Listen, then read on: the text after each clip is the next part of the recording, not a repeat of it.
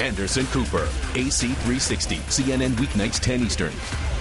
What do you think of Christine O'Donnell? Do you think she can win?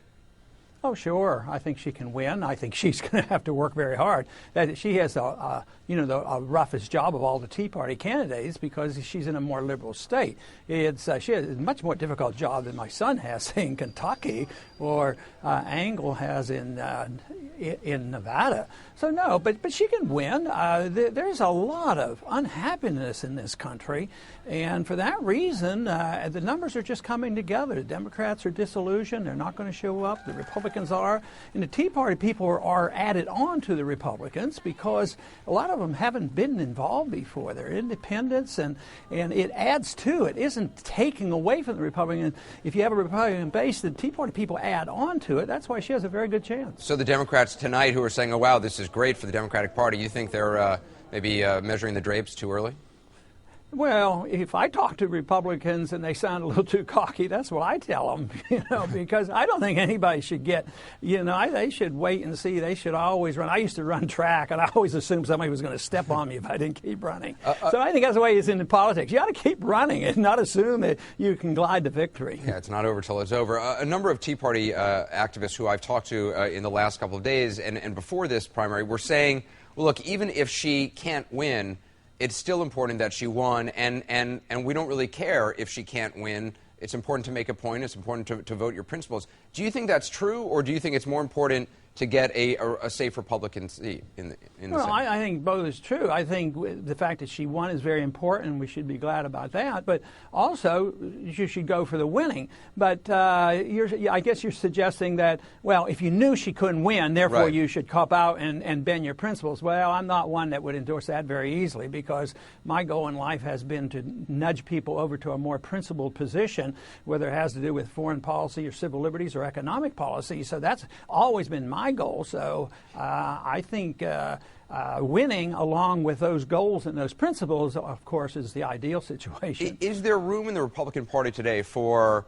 a Mike Castle, what someone would call a moderate Republican, or what some in the Tea Party would say is just a liberal Republican, or a Democrat who just calls himself a Republican? But I mean, is there room for a Mike Castle in the Republican Party today? Sure. It probably depends on the state, but it's going to be much tougher because we live in revolutionary times.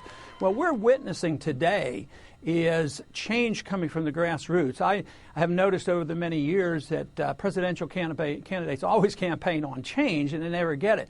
But change, real change, only comes philosophically from the grassroots when the people endorse certain views or condemn certain views. And that's what's happening this time. And this only happens once, maybe in 2 or 3 lifetimes. And you really believe this is a revolutionary time, that this is Oh, yeah, because but it's economics. I see everything in terms of economic policies, and that's what drives everybody. That's what makes people so angry and upset. You think if there were no economic problems, this would be going on? But this is the end of Keynesianism. Keynesianism has been with us for 70 years, and it's failing. And even the liberals know it's failing. It's sort of like a revolutionary end of an age with the downfall of the Soviet system. It finally just didn't work. You didn't have to fight them anymore. It didn't come from the leaders. It came from the grassroots. And that's what's happening right now. The grassroots knows that government fails. Even today, statistics says hardly anybody trusts the government anymore. And good reason. But what about... It doesn't function. It doesn't have the right system anymore. What, there are those who say, well, look, what about actually getting things done in Washington? I mean, that compromise is essential in politics, that no matter what, you need at some point to compromise with someone on the other side of the aisle or someone even within your own party to affect change. Do you think that's true? And if so, do you think these new voices, some of those who have been elected by the Tea Party and their supporters, do you think they're going to be willing to compromise on things? Well, I don't think we have to compromise. I think you build coalitions. I work a lot with the Democrats on foreign policy and civil liberties, so I think coalitions are very good. But compromise, yes. If I want to eliminate the income tax and the other side wants to reduce it 50%, I would say, well, if it's reduced 50%, that's not bad. That's a good compromise. But if somebody else wants to double your taxes and somebody says, well, it's not double, let's just increase it by 25%. No, I don't deal with those kind of compromise. Always compromise with people in your goals, which to me is perfecting liberty, increasing individual liberty and the free marketplace. When you compromise moving in that direction and working with coalitions, that's quite a bit different. But if you work coalitions, and, I've worked with the various ones like Barney Frank and Dennis Kucinich and others in trying to promote an agenda. And this is seen as compromise. It's not exactly compromise, but I think the people in the country see this as good because you can work together and find out what you agree on. I think the war issue is a great issue, and the Federal Reserve has been something. I had tremendous support from Democrats. I had 320 members of Congress sign on to that bill. So that is what I think is important, but I didn't have to compromise my principles. As a sitting member of Congress, though, given the anger that's out there, I mean, obviously you have a lot of support among and sort of, a lot of credit among Tea Party activists. But do you think some Republican Congresspeople are concerned about being seen as too moderate, as being seen as too willing to compromise? By the Tea Party people, yeah. You mean? Yeah, I think that's it. But I just think that we're moving in the right direction. I think the most magnificent thing is that this revolution is going on and the people have discovered it. And they're not blaming the average citizen. They're blaming Washington. That's why Republicans and Democrats are losing.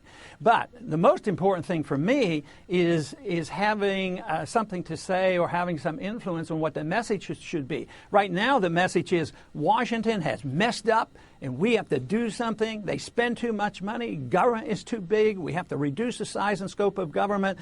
But then on the finer points is where the discussion is going on. And I don't like the idea of having one kingpin either, dictating what everybody believes in. I think it should be grassroots, and that is good. But in my modest way, what I'll try to do is get the Tea Party people to think about, you can't cut back spending if you don't think about foreign policy and bringing troops home and ending endless war, and we should, as conservatives, be concerned about civil liberties. Those are the kind of things that are very important to me, and the grassroots in the Tea Party movements are very open to that, even though I would admit they don't all agree with that, because a lot of other Republicans now have gotten involved, and they want it to be the old Republican agenda. And the Tea Party people don't like that, and they can see through this. And the one thing is, if some of these people get elected, and they don't do as is expected, if they keep voting for big government and more taxes, they're going to be held accountable this go around.